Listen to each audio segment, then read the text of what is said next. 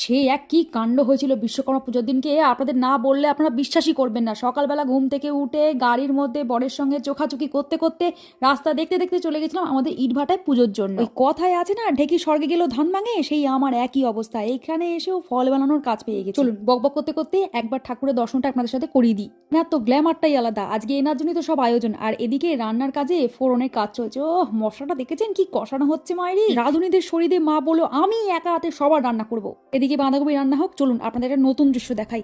ছোটবেলায় শুনেছিলাম কুমোর পাড়ায় গরুর গাড়ি, কিন্তু এখানে যে মোষের গাড়ি চলে এটাও আমি জানতাম না। থাক বাবা, ওসব মোষফোষ পরে হবে, শুধু বাঁধাকপি দিয়ে কি হবে, একটু খিচুড়িও তো লাগবে, রংটা যা খাসা হয়েছে না।